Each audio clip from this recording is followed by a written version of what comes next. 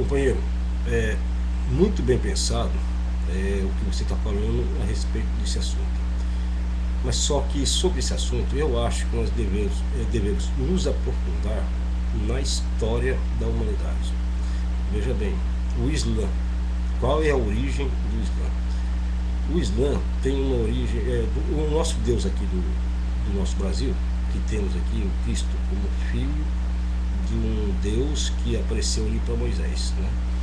Então nós temos, nós seguimos a tradição, nós temos assim, não nós, quer dizer, eu não sou judeu, ou eu não sei se eu sou judeu, eu sei que eu sou de descendência de portugueses, mas eu acho que existem muitos judeus que não sabem que tem essa linhagem de judeus. Mas existe essa linhagem que veio desde Abraão, que foi Abraão, Isaac e Jacó. Então existe linhagem que participou daquela promessa que Deus fez para Abraão. Agora vejamos uma coisa na história. Veja bem, Abraão, ele teve Isaac, mas antes de Isaac, ele teve Ismael com uma serva egípcia. Aí depois que Isaac nasceu, tal, ele despediu a serva, né, e também deu bênçãos para ele. Disse que ele seria grande, que ele teria um pouco muito grande e tal. Então foi Ismael. Depois de Ismael, Isaac teve também um filho.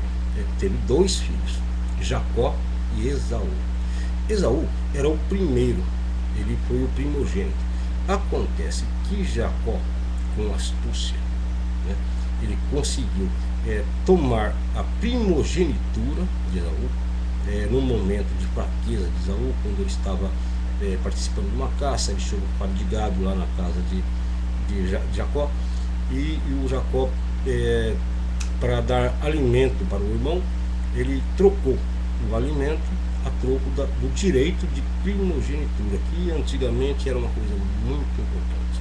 E também quando o Isaac ele foi dar as bênçãos para os filhos no tempo da sua morte, que também era uma coisa importante, que biblicamente era uma coisa importante.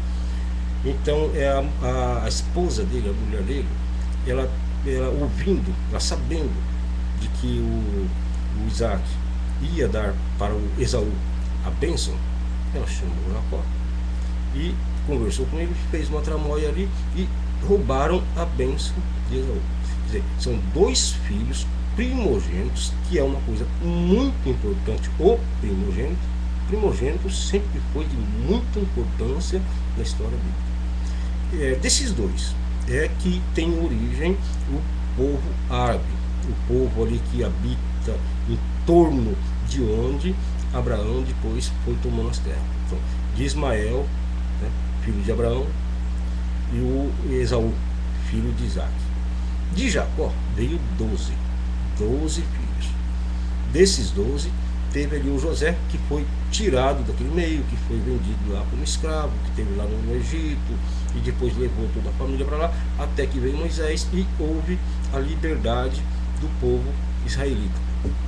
Tudo bem, dali então temos a origem e também toda a origem do cristianismo, porque foi ali com Moisés, ali com o Deus do Monte Sinai, que se apresentou. Eu nem sei se eu falo mais Jeová, porque se eu falar Jeová, vão dizer que eu sou da religião Testemunho de Jeová. Eu não sou Testemunho de Jeová nenhum, não sou de religião nenhuma, né? Eu vou dizer então, quando aquele Deus se apresentou, ele disse: eu sou quem sou, aquele que é o... E inclusive ele também se colocou Moisés como Deus, que ele disse: você será para Arão, né, que era o irmão de Moisés, Deus, e Arão será o profeta. Então é uma coisa simbólica, mas ele colocou Moisés como Deus, está escrito na Bíblia isso. Ora, só que assim, o que eu quero dizer é que aquela descendência de Jacó, então os israelitas, que Jacó depois, num certo momento, ele foi trocado o nome dele, deixou de ser Jacó para se transformar em Israel. Então é por isso que chamam israelitas, ou hebreus, não sei por que motivo hebreus, mas eu sei que são israelitas por causa de uma certa, um evento que aconteceu, quando ele lutou com um anjo lá tal, Então trocaram o nome dele, porque dizendo que ele tinha lutado com anjo e tal, então trocaram o nome dele e se transformou em israelita. Tem essa descendência, de onde é a origem o cristianismo. Agora, o Islã, a origem do Islã é dos primeiros, dos primogênitos de Abraão e Isaac, de Ismael e Esaú. Aí deles, então, tem aquela turma ali do árabe, aquele pessoal que povoa em volta. Certo, companheiro? É um poder muito grande. Porque se Deus realmente existir, se a Bíblia é verdadeira, ali tem uma coisa muito grande. E nós temos que convir uma coisa. Deus sempre pega aquele que foi o primeiro para fazer de escracho. Porque, veja bem, o Saul, Davi. Saul foi tido como o rei de Israel, o primeiro rei de Israel.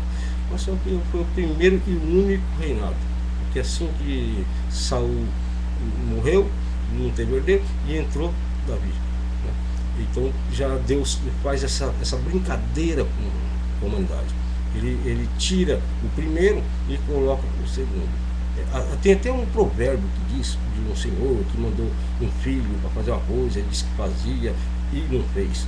E o segundo que disse que não fazia, foi e fez. Então tem provérbio, tem muitas coisas que a gente tem que observar bem na Bíblia, que eu sinto que você parece que é um pouco religioso e que tem essas ideias.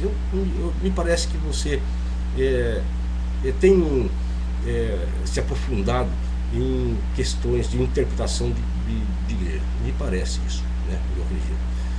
Mas eu acho que você está certo, você falou desses três poderes, da situação, da condição que estamos no mundo. Quer dizer, o poder militar é muito forte. Agora, é que nem você mesmo disse, eu concordo, inclusive até esses dias mesmo eu estava refletindo sobre isso. Uma pessoa que tem, que está lutando, um soldado que luta por fé, por um Deus, ele vale muito mais do que o homem comum. Porque aquele que luta por fé, ele pensa que ele morrendo, ele vai ser abençoado, que vai ser, esse é o pagamento dele, é morrer e ser agraciado de toda morte. Quanto a um soldado comum de um poder militar qualquer, ele luta por dinheiro, ele luta por salário, ele luta por ideologia barata. Quer dizer, ele não tem tanta força, tanto poder. Inclusive, profecias bíblicas diz que um soldado israelita valeria, não um israelita, um soldado de Deus lá, não sei se é israelita ou se vai ser islâmico, eu não sei de nada, mas um soldado dele valeria por 10 e que faria 1000 fugirem dele. Quer dizer, é porque um homem que luta por fé, ele entra sem medo, e um homem sem medo vale muito mais do que muitos homens melhores. E uma pessoa que vai lutar por dinheiro, não tem a competência daquele que vai lutar por Deus, por convicção de Deus. É claro, o poder de força é muito maior do que o poder militar. O poder de força religioso é muito maior do que o poder de força militar. Eu tenho certeza disso. Você falou certo, companheiro, você caminhou por um caminho bem. Agora, quanto a essa nova ordem mundial, isso eu acredito, bom, talvez eu esteja enganado, mas eu acho que são só duas forças mundiais, que seriam o islamismo e o cristianismo. Duas forças poderosas que vão dividir o mundo,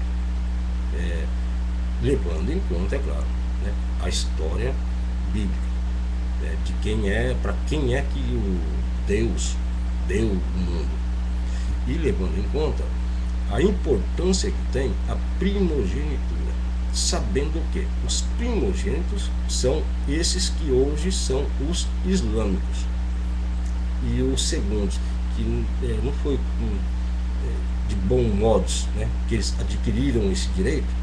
Claro que, na verdade, Jacó roubou de Isaac uma bênção que não era para ele. ele aproveitou de um velhinho que estava cego, né?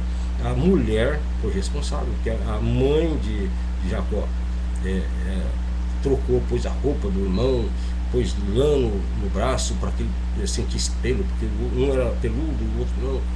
Então a mulher dele fez essas coisas todas. Inclusive, em todas as situações, a mulher está envolvida. A mulher sempre foi precursora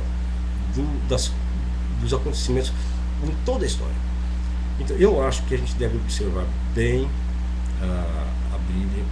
Eu não tiro a sua razão, de modo algum. Eu só acho que você está cometendo um equívoco em pensar que nesse mundo há dois poderes. É claro que o dinheiro é um poder muito grande, porque o dinheiro pode comprar tanto um quanto o outro. Quer dizer, vamos dizer, há três poderes.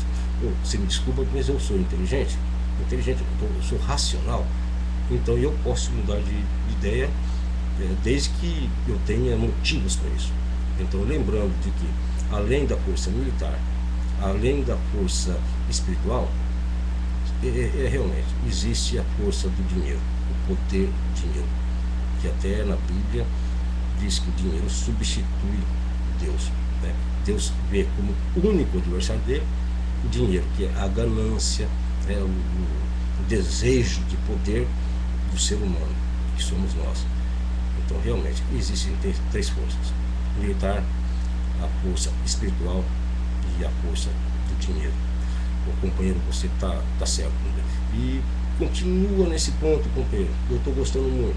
O companheiro, eu sou ateu, mas fique com Deus.